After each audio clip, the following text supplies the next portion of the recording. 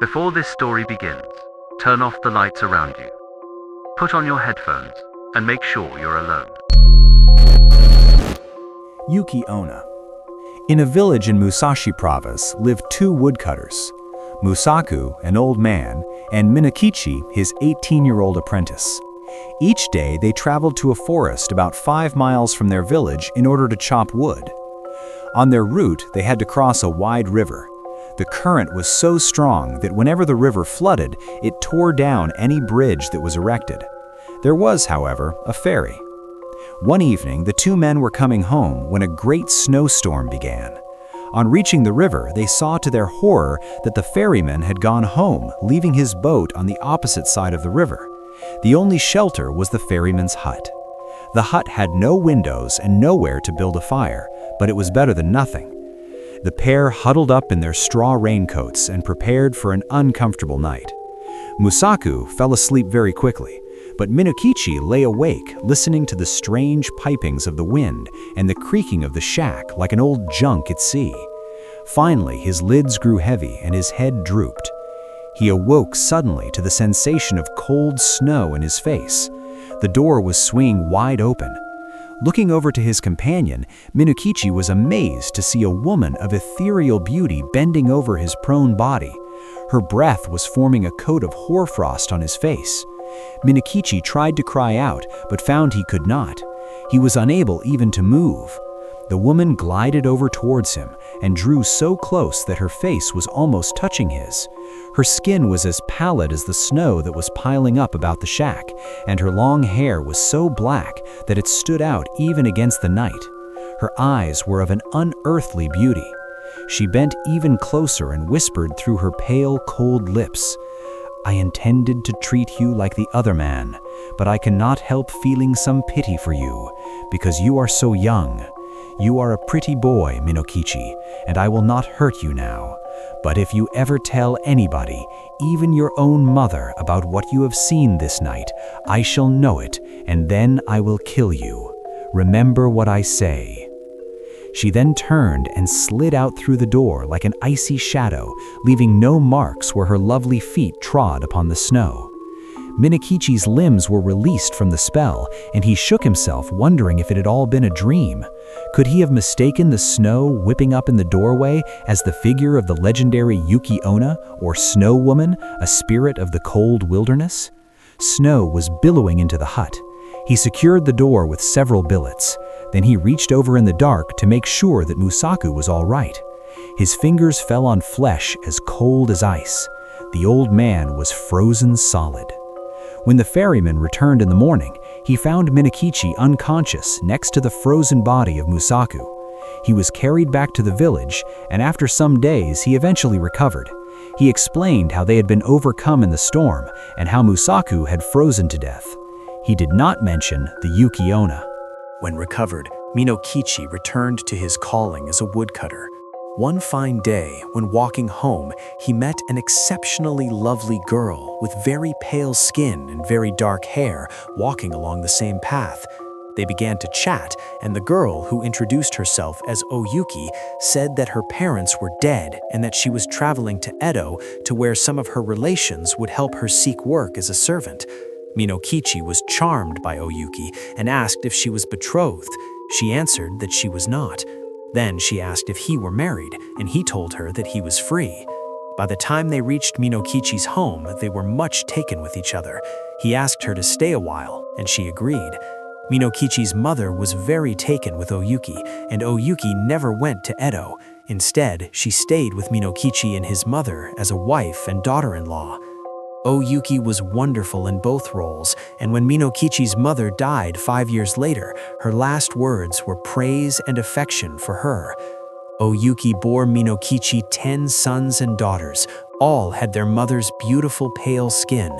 Even after having 10 children, she seemed to have aged not a day since she met her on the road to Edo all those years before. One night, after the children were in bed, Oyuki sat sewing by the light of a lamp whilst her husband watched her. His memory strayed back to the hut on that cold, cold night long ago. To see you sewing there with the light on your face makes me think of a strange thing that happened when I was a lad of 18. I then saw somebody as beautiful and white as you are now. Indeed, she was very like you." Oyuki responded, asked, "Tell me about her. Where did you see her?" Then Minokichi told her of the raging storm in the night in the hut, of the icy beauty that visited them, and of his old friend's death. "Asleep or awake, that was the only time that I saw a being as beautiful as you. Of course, she was not a human being, and I was afraid of her, very much afraid, but she was so white. Indeed, I have never been sure whether it was a dream that I saw or the woman of the snow." At this, Oyuki dropped her sewing and began to shriek. Her voice became like the wailing of the winter winds, and her hair flew wild as if tossed by some raging tempest. "It was I, and I told you then that I would kill you if you ever said one word about it. But for those children asleep there, I would kill you this moment. And now you had better take very, very good care of them, for if ever they have reason to complain of you, I will treat you as you deserve." With that, her body began to dissolve into a white mist that spiraled up through the beams of the roof and vanished. Kuchisake-onna. You're treading down a dark alleyway, trying to make it back home. The only thing that guides you as you walk under the night sky are dim streetlights that have an orange tint to them. But before you arrive to your house, a figure suddenly steps from the shadows and blocks your way. It seems to be a woman with jet black hair and a surgical mask over her mouth. She sets herself into a shy posture and tilts her head at you. "Am I pretty?" she softly asks. At first, you can barely respond out of confusion, but after a few seconds, you give in to her question and silently nod. She eyes you for what seems to be an eternity before tugging off her mask and revealing a terrible secret. A jagged cut is slit across her mouth, reaching from ear to ear. The woman opens her lips, stretching her mutilated flesh apart with each word she speaks. Her fingers pull a dingy pair of scissors from her pocket, and she raises them into the air, angling the blade towards you. How about now? This legend is of an extremely famous spirit in Japan that is known as Kuchisake-onna. Kuchisake-onna roughly translates to slit-mouthed woman, which gives a big hint to what makes her terrifying. Although she may appear angelic at first glance, looks can be quite deceiving. As one may have figured out by now, Kuchisake-onna is a young woman that has a slit mouth. She is said to walk around at night wearing a surgical mask to hide her disfigurement. Once she approaches someone, she asks them a peculiar question: "Am I pretty?" If the person gives her an answer she doesn't like, she gives them a gruesome fate in return. This legend caused an unhealthy amount of panic in Japan, especially when alleged sightings began spreading around the area. In fact, because of this legend, there were reports of school children being escorted in groups by teachers so that they would arrive home safely. Her backstory has many variations, some more believable than others. One of them is that she was once a former patient of a mental asylum and that she slit her mouth open due to insanity. An extremely popular one, on the other hand, is that she was a wife of a samurai. According to the legend, she was known as the most beautiful woman in the village, and she would constantly ask others if she was pretty. Eventually, after receiving constant praise and compliments, she became absorbed in her beauty. She believed that she would be able to get away with an affair due to her unbelievably high confidence. Soon after sleeping with a soldier, her husband found out and became furious. He then cut her mouth from ear to ear and asked, "Who will think you are beautiful now?" She later killed herself and returned as a malicious spirit out to cause havoc and chaos among the streets of Japan. She is considered a yokai like many other Japanese urban legends out there. Yokai are a class of supernatural monsters, demons, and spirits in Japanese folklore. Although I don't mention the word much later on in this book, it can easily describe half of the Japanese urban legends out there. In the legend, when someone spots her, the woman will ask the potential victim, "Am I pretty?" Although it's an odd question, it's her main catchphrase. If the person answers no, then she will pull out a pair of scissors from her pocket and viciously stab them until they are dead. If they answer yes, however, then the person gets to spend more time alive. She will pull away her mask, revealing her slit mouth. Then, after giving the victim a few seconds to realize what's happening, she will ask, "How about now?" At this point, both generic responses will lead the victim to an unfortunate fate. If the victim decides to answer no at this point, she will slash them up, going as far as to decapitate them as punishment. If the person tries to please her by answering yes, then she will slit the victim's mouth so that it resembles her own scarred mouth. It is impossible to run away from her, as she will simply reappear in front of the victim. Even though it seems like every answer leads to death, there have been rumors of ways to escape her clutches. Some sources say that she can be confused if one gives her odd answers, such as "you are average" or "so-so." Another method is to apparently flip her question around, asking her, "Do you think I'm pretty?" Unsure of what to do, she will hesitate for a couple of seconds. This gives the person just enough time to flee the scene while she is lost in thought. In some variations of the tale, she can be distracted by throwing fruit or candy at her.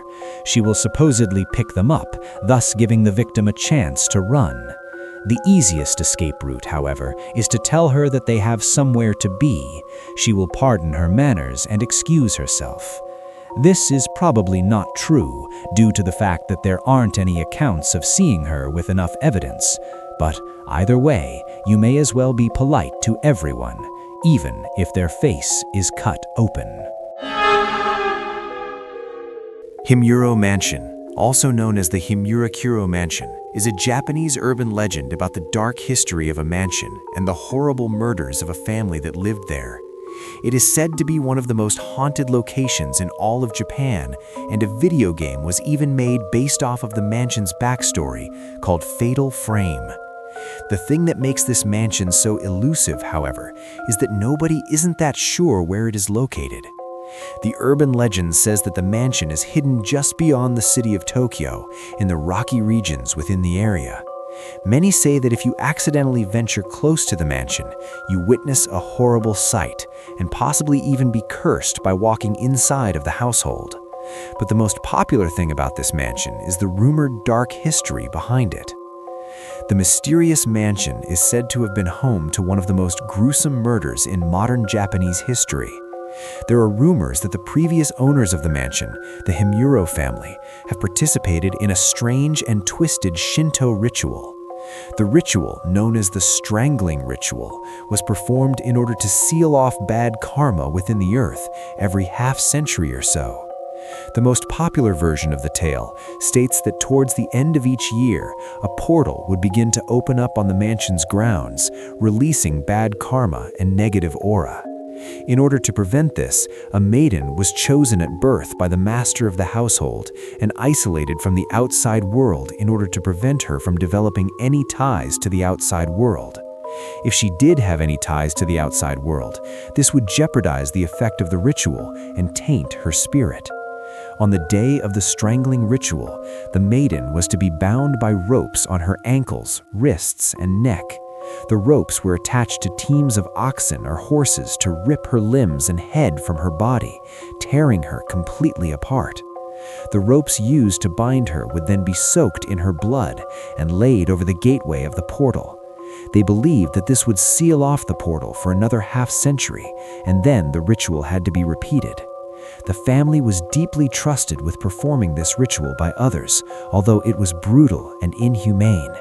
With this pressure held up against their family's dignity, they gave in and agreed to continue doing it. So, as the years passed, the Himuro family dove into insanity as they killed more and more of their own maidens. If they failed the ritual, they didn't know what they'd do. But one day, the maiden that was being raised for the ritual had fallen in love with a man who tried to save her from the ritual. This bond tainted her blood and spirit, thus ruining the ritual altogether. When the family did the strangling ritual this time, nothing happened to the portal. As they desperately flung the blood-soaked ropes over the portal, it remained open. The family looked at each other with terror in their eyes, since they knew that they failed their duty of keeping the karma at bay.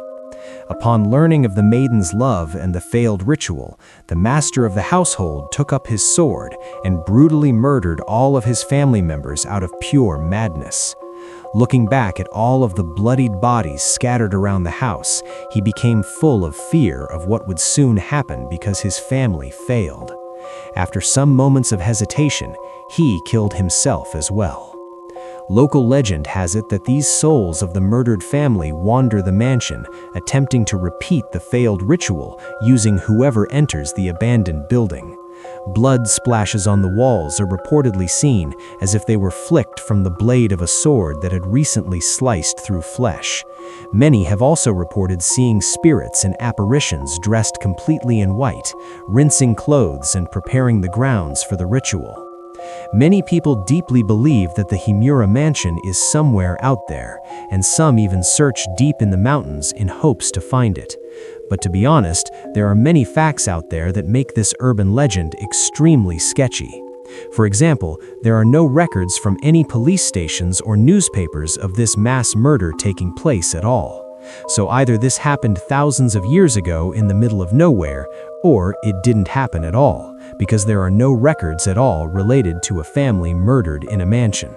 Another weird thing is that Tecmo advertised Fatal Frame in North America with the tagline, "Based on a true story," yet the tagline was never on the original Japanese release.